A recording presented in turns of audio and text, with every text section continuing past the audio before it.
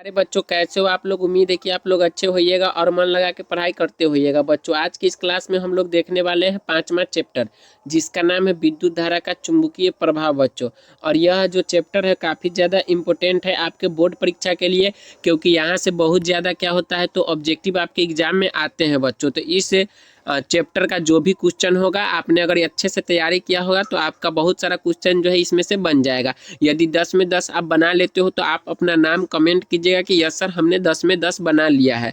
फिर हम अगले चैप्टर का वीडियो आपके लिए स्पेशल लेकर आएंगे। ठीक है बच्चों, तो चलिए सबसे पहले हम आपको बता देते हैं कि चैप्टर का नाम क्या है। तो चैप्टर का नाम है विद्युत धारा का चुंबकीय प्रभाव। बच्चों, ठीक है, फिजिक्स का यह चैप्टर है कक्षा 10वीं के लिए। बच्चों, हमने लिख दिया है कि बिहार मैट्रिक परीक्षा 2025 के लिए ये काफ़ी ज़्यादा इम्पोर्टेंट क्वेश्चन है। बच्चों, परीक्षा में आने वाला सवाल सब है। बच्चों, इनमें से बहुत सारे सवाल जो है परीक्षा में आ चुका है और फिर से आने की संभावना है। बच्चों, यह जो विज्ञान का वीडियो है वो 5वां पार्ट है। तो यदि आपने 4 पार्ट पहले नहीं देखा है तो सभी को जाकर देखिए और अपना तैयारी को चेक कीजिए। बच्चों, और इस चैप्टर में जो है बच्चों हम लोग सिर्फ ऑब्जेक्टिव क्वेश्चन ही आज देखने वाले हैं।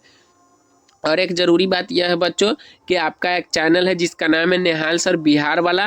तो फटाफट से आप लोग क्या कीजिए, इस चैनल को सब्सक्राइब कर लीजिए, वीडियो को लाइक कर दीजिए और चलिए चलते हैं तैयारी की तरफ। बच्चों, ठीक है, तो हमारे सामने पहला क्वेश्चन आ रहा है और आपको यदि इस क्वेश्चन का जवाब पता है बच्चों तो आप लोग हमें कमेंट कर सकते हो कि यस सर, इस क्वेश्चन का जवाब हमें पता है।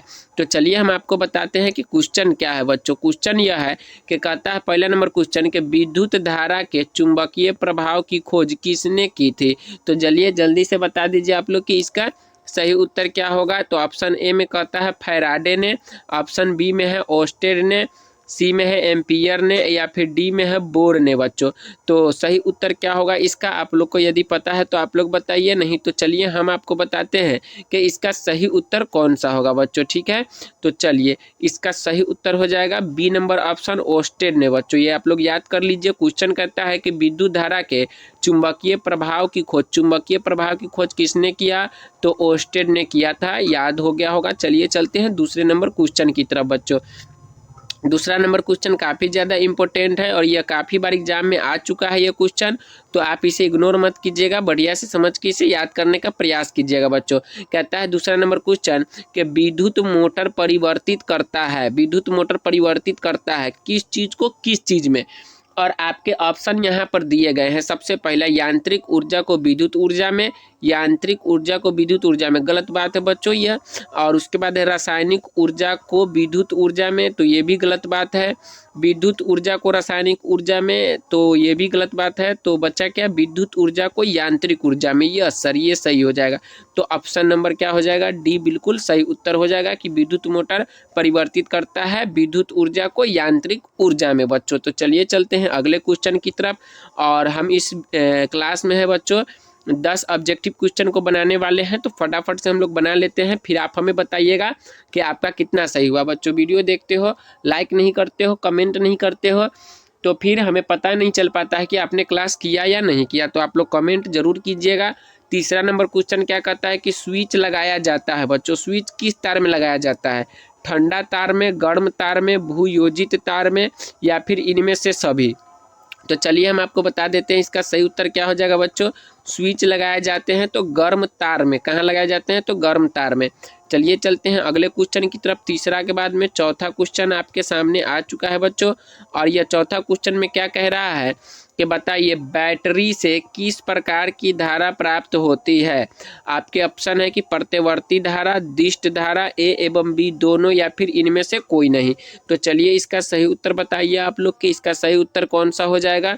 चलिए हम आपको बताते हैं कि इसका सही उत्तर कौन सा है। बच्चों, तो बैटरी से जो होता है हमारा दिष्ट धारा प्राप्त होता है। ऑप्शन नंबर बी क्या हो जाएगा, बिल्कुल सही उत्तर हो जाएगा।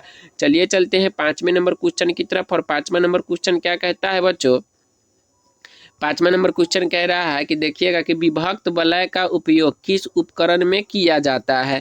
आपके ऑप्शन है विद्युत मोटर में, विद्युत जनित्र में, ए मीटर में, या फिर गैल्वेनोमीटर में। तो विभक्त वलय का जो उपयोग होता है बच्चों वह किया जाता है आपका किस चीज़ में, तो विद्युत मोटर में। बच्चों, तो ए नंबर ऑप्शन क्या हो जाएगा, बिल्कुल सही हो जाएगा।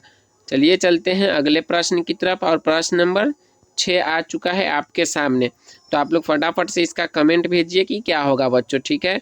छठा नंबर क्वेश्चन कहता है विद्युत चुंबकीय प्रेरण की खोज किसने की थी।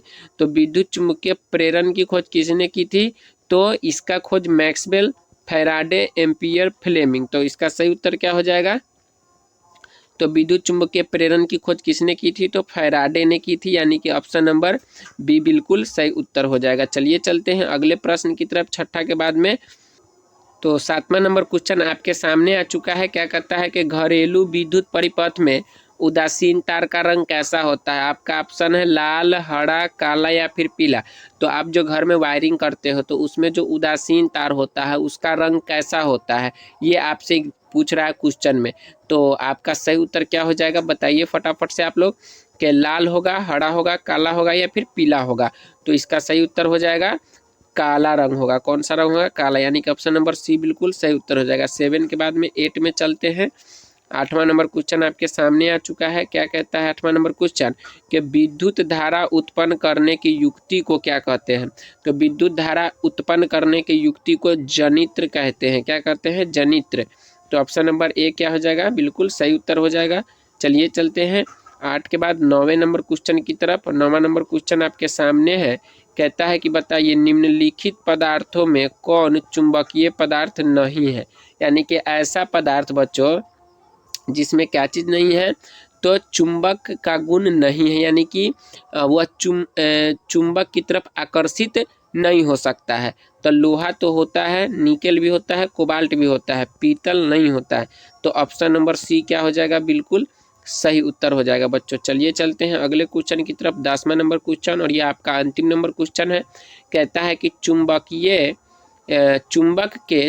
के विजातीय ध्रुवों के बीच, यानी कि अगर चुंबक है कोई तो उसका जो ध्रुव होता है, एक दक्षिणी ध्रुव है, उत्तरी ध्रुव, तो अगर दोनों अलग अलग है और दोनों को एक साथ आप लाओगे तो क्या होगा, आकर्षण होगा या फिर विकर्षण होगा। तो यहाँ पर देखिए क्या है, विजातीय है।